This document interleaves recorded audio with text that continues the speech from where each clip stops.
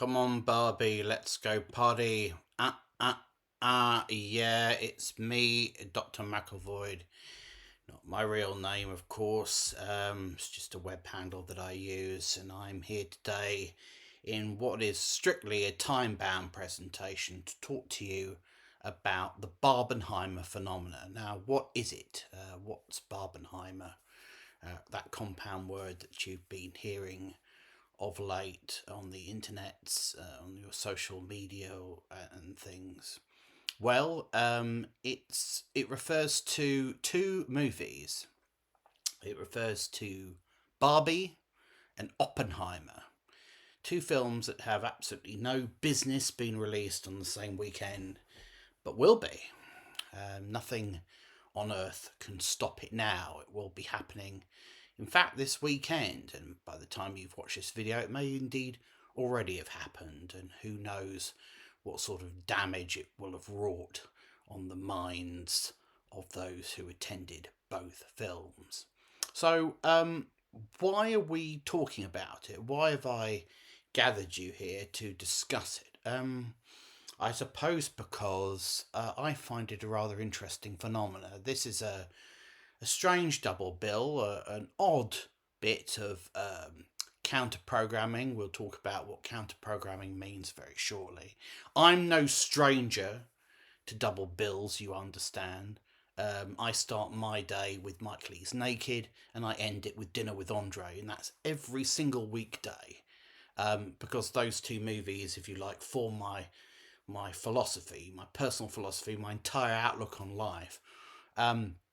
Does it affect me in any way that those are the only two movies that I watch, to the exclusion of absolutely everything else, any other kind of intellectual stimuli? No, I don't think so. I think it's done me the power of good, and I thoroughly recommend it to you. But look, you have to understand, I've been going to the movies for a very long time. Very long time. In fact, from the sort of early 1990s to the time of the pandemic, in March 2020, I went every single week. That's every single week, probably for at least 25 years. And in that time, I saw some atrocious double bills. I used to chuckle to myself. You say, "Oh, this is silly, isn't it? Seeing X and Y, and these two flicks are quite different from one another, and absolutely nobody else is interested in seeing these two movies. I can tell you that. I mean, the people that were in the audience for the second film were conspicuously not the same people that were in the house for the first movie. But you know, Barbenheimer is the first time that a double bill has caught my eye, and it's also caught your eye, you, the filthy masses. Why has that happened? I mean, where were you for Dirty Harry Potter and Terrence Malick's Ocean and Melancholy? You weren't there, were you? Didn't turn up for that. And all sorts of other interesting bits of counter programming that have sprung up over the years. You weren't there, but you are going to see Barbie and you are going to see Oppenheimer. You're going to see them together. Not obviously not simultaneously, one after the other. Simultaneously would be absurd. But why? Why are you interested in this one? Why does the world care? I mean, I think to start to answer that question, which is really the point of this entire video, let's just delve a little bit, very briefly, into what counter programming is. Counter programming is when studios release movies on the same dates which they strongly suspect, do not have the same audience, and are therefore not likely to eat into one another's box office, but also, provides a good alternative for discerning moviegoers. And sometimes counter programming can be a beneficial thing. So, for example, if the only movie out in the week was, I don't know, Mission Impossible Dead Reckoning, let's say, the assumption would be that the vast majority of people would go and see Mission Impossible Dead Reckoning.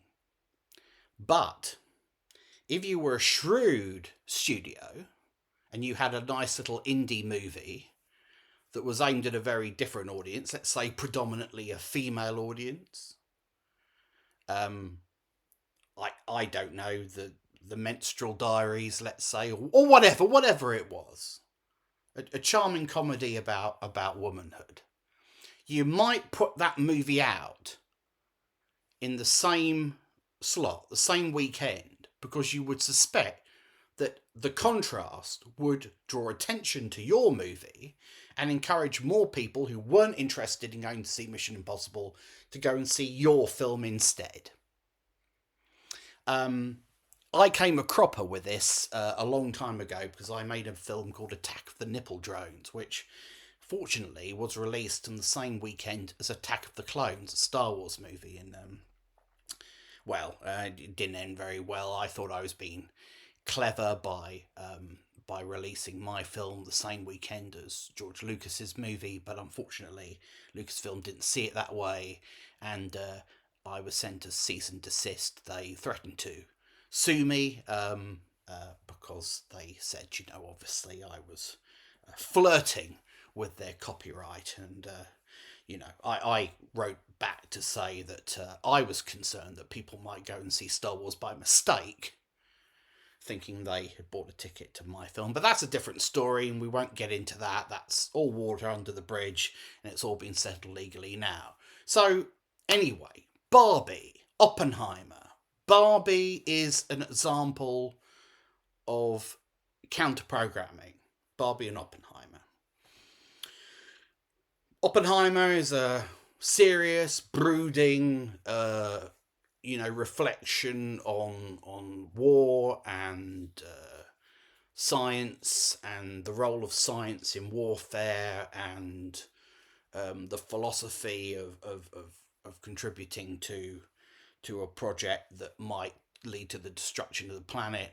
But it's about bombs and destruction and war and serious men in smoke-filled rooms, stroking their chins and contemplating the future of the human race. Indeed, will they be the people who led to our premature extinction?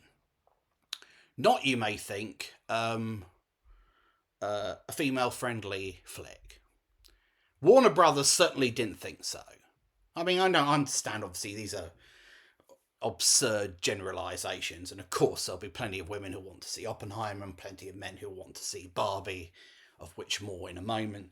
But generally speaking, studios caricature an audience, and they assume a strict gender binary, and they say, look, men will want to go and see Oppenheimer for the most part, men and a few reluctant girlfriends, and women, for the most part, will be like, oh, don't really fancy that. That's what I imagine women to say. So we didn't really fancy that. There you go. That's my my caricature of womanhood. Hope you enjoyed it. So, Warner Brothers, spotting an opportunity, scheduled Barbie for the same weekend as Oppenheimer. They knew that Oppenheimer would be a big movie, Christopher Nolan, prestige, shot on IMAX, half of it's in black and white, blah, blah, blah. So what is the opposite of Oppenheimer? What could be the most different movie that you could release on that same weekend? And Warner Brothers thought the answer was Barbie. Greta Gerwig's postmodern, self-reflexive, tongue-in-cheek film based on the toy line that's been going since 1959. Greta Gerwig thinks that she's got something to say about the female condition and about gendered stereotypes, etc., of the kind represented by Barbie and Ken. And by God, she's gonna give it to us, whether we want it or not. And that's what Barbie's about. apparently. I haven't seen it, obviously.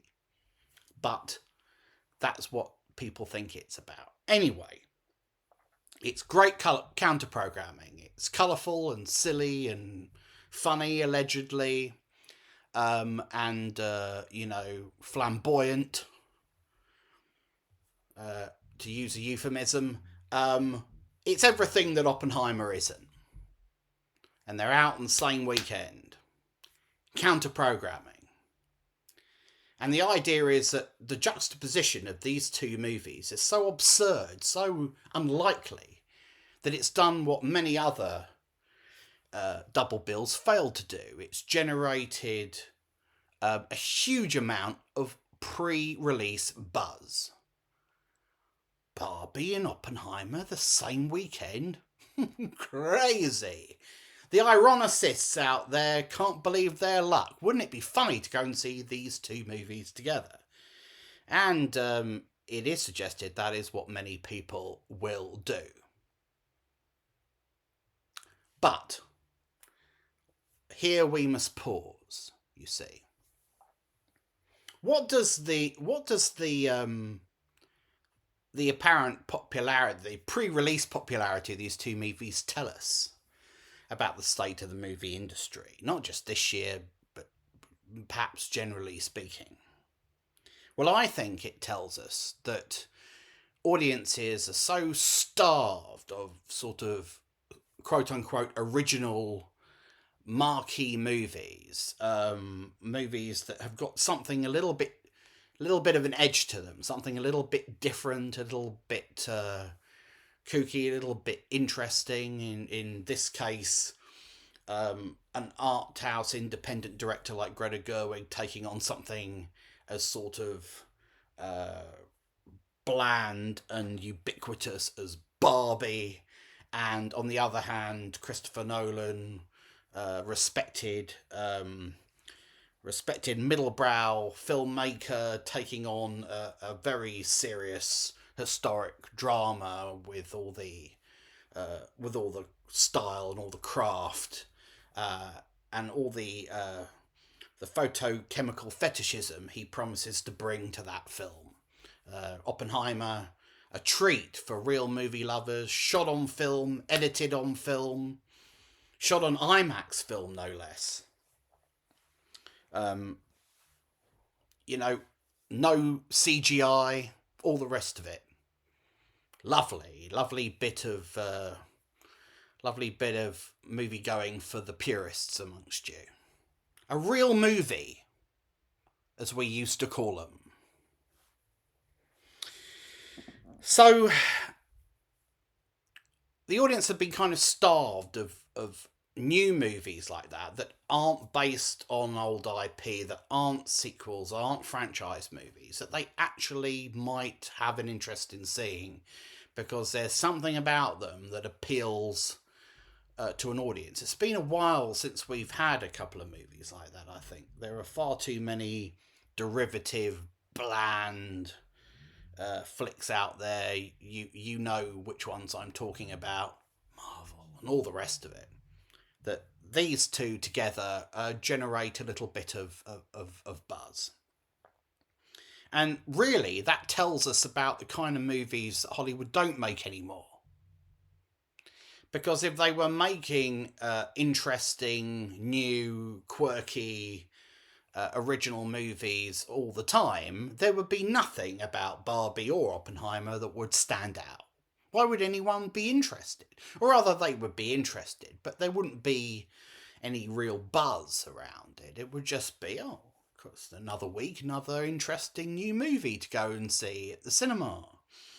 But that's a rarity these days, and that's why we give two shits about Barbie and Oppenheimer, because these two flicks together actually promise to be interesting.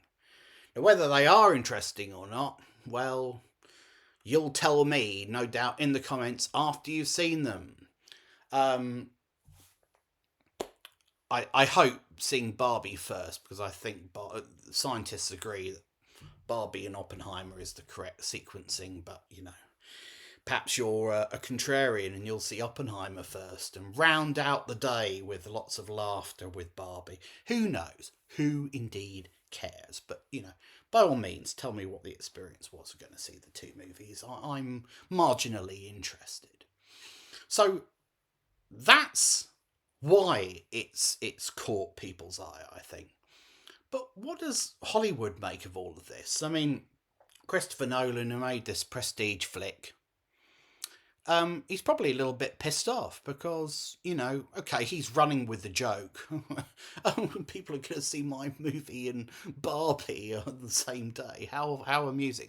But really, deep down, he's seething because he fully expected the weekend of his movie to be his weekend, a weekend where everybody was focused on war and extinction and science and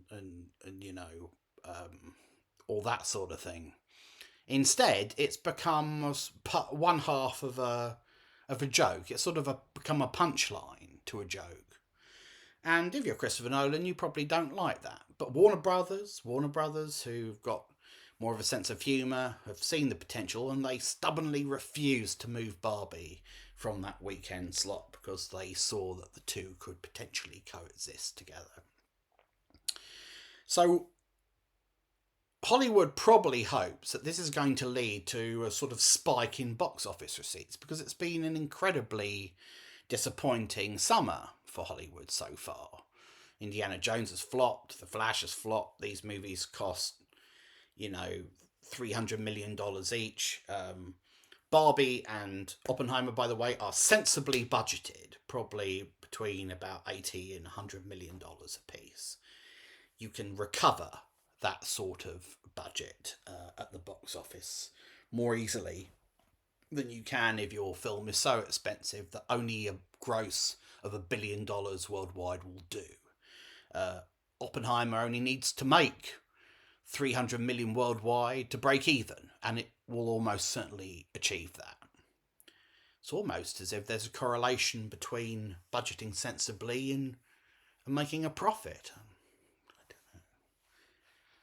Who would have thought it? So, Hollywood's really hoping that this rare phenomena of people actually giving a shit what's out and wanting to go and see it might be the template for the future. If Barbie and Oppenheimer are smash hits, as tracking suggests that they may be, then who knows, maybe it will focus minds in those corporate meeting rooms where lots of suits who never go to the flicks sit and analyse viewer data and audience data, and they may say, oh gee, maybe we should make more interesting movies.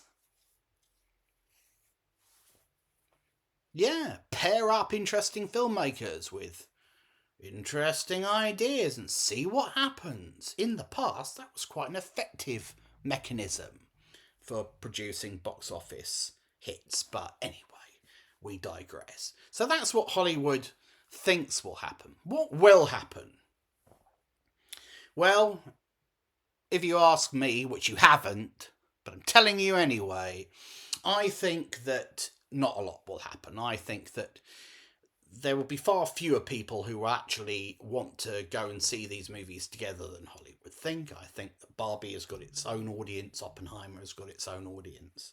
There will be a small proportion of the audience who will want to see them both to say that they did. And that might boost the box office by, I don't know, for both movies by 5-10%, something like that. So it's not, all of this nonsense isn't for nothing. It will boost both films. But I don't think to any significant degree. I don't think that, if you're a Christopher Nolan fan and an Oppenheimer fan, or the sort of person who might be an Oppenheimer fan, if you've already decided that Barbie is not for you, it's going to take quite a bit of stroking your irony gland or stimulating your irony gland rather, to get you to go and see Barbie and vice versa. But, you know, who knows? We will see. Time will tell. It always does, as they say in Doctor Who. I won't be going. I have no interest in this double bill. That's because every weekend I sit down to my own double bill, and that's Barbed Wire and John Cassavetes' The Killing of a Chinese Bookie, which, again, is the only thing I watch at the weekends. The only thing I've ever watched at the weekends for the last 20 years. Again, hasn't had any effect on me. Look at me. I'm happy and well adjusted. And in no way embittered, being deprived of all the other stuff that's available. But yeah, you go to Barbenheimer and see how it goes, and you tell me what it was like. I can't wait to hear your stories of Barbenheimer, and whether you thought that the experience of seeing the two films together improved them both, or if one took away from the other, or if indeed you didn't notice because you were asleep throughout the whole thing. Whatever you did, whatever your experience is, let me know. In the meantime, I have to go. It is the weekend, so I've got to queue up Barbed Wire and The Killing of a Chinese Bookie. But I'll see you again in the future, and until then, stay safe, always wear a condom, blah, blah, blah. Bye.